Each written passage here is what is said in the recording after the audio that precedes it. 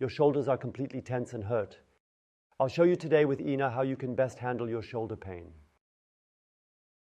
So that you can understand why we are doing the exercises, let me show you. In everyday life, we are always with our arms in front. We are typing here on the keyboard, we prepare something to eat, we eat something, always the arms are here. Rarely back here, even rarer up here. And if we always have the arms here in front, this can lead to too many tensions building up here because the muscles are almost all set to short. And we just want to balance that out and then see what happens. Lie down on your stomach for the first exercise like Ina. If you have a problem in your right shoulder, we will do it with the right arm. If you have the problem on the left side, do the exact same thing, just on the other side. First place the corresponding arm at shoulder height on the floor. That is to make you aware, that is now shoulder height. And touch the ground with the shoulder, and then you go into an angle of 45 degrees. That is exactly halfway between horizontal and vertical here at the head. Try to touch the ground as close as possible, so get on it. And now place your left hand next to your head on the ground.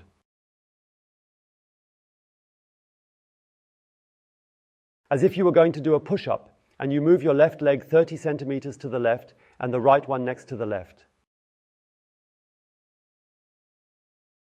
This ensures that when you turn, the angle of the arm relative to the shoulder, relative to the torso, remains constant. And now you extend your left knee out and twist in, and then you notice as soon as you twist in.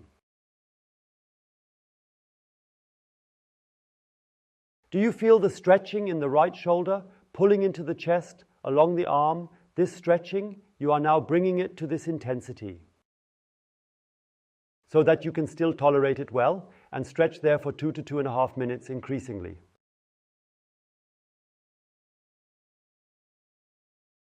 Just as you notice the tissue giving way, you stretch a little bit more. This arm position, which Ina has achieved, please try that as well. That means the upper arm has remained at a 45-degree angle. But the forearm is now bent here, and now, Ina, notice how it pulls differently. Because now we are moving on to another fascial muscular area and try out what gives you more relief.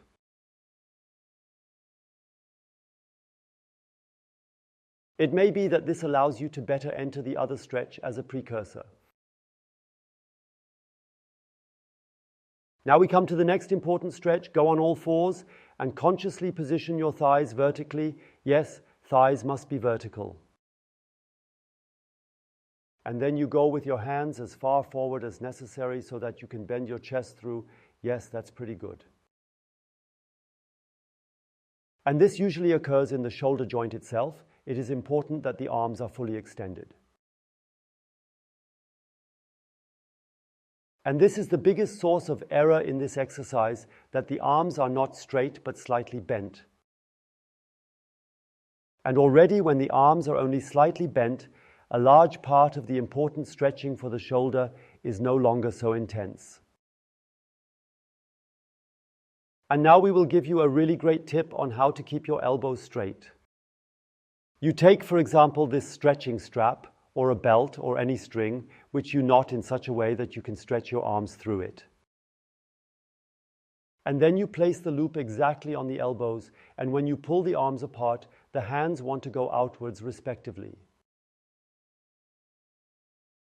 Then you notice, the elbows are automatically extended, and exactly at this position you move forward so that the thighs are vertical again. Reach outwards with your hands, reach outwards with your hands. Yes, the hands want to separate, and then you immediately notice the more the hands want to separate. The elbows are fully extended, and this is the best condition for this exercise to have a great effect. At least that is our experience. Then lower the sternum again, like before, and you may notice, Ina, that it is a completely different level of stretching. So this stretch, not visible at all, makes a lot of difference in the intensity that arrives in the shoulder during stretching. Try it out. And for the third and final stretch for today, we are focusing on a different direction. Take your arms back, Ina. Yes. and in a way that your hands are practically pointing backwards.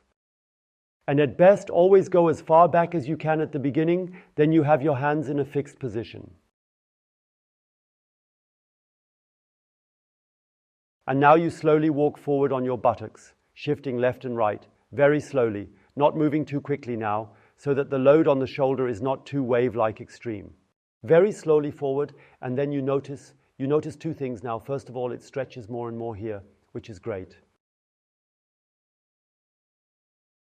Secondly, you notice that you have to concentrate on gathering your hands, because if the mat is not very sticky, you will notice the tendency for your arms to want to move outwards. Yes. Therefore, make sure to keep the hands in place and continue moving forward.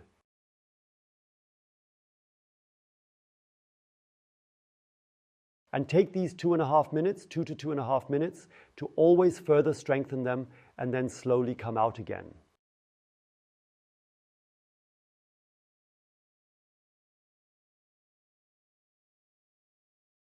How can you best prevent your arms from slipping to the side? You could grip your mat.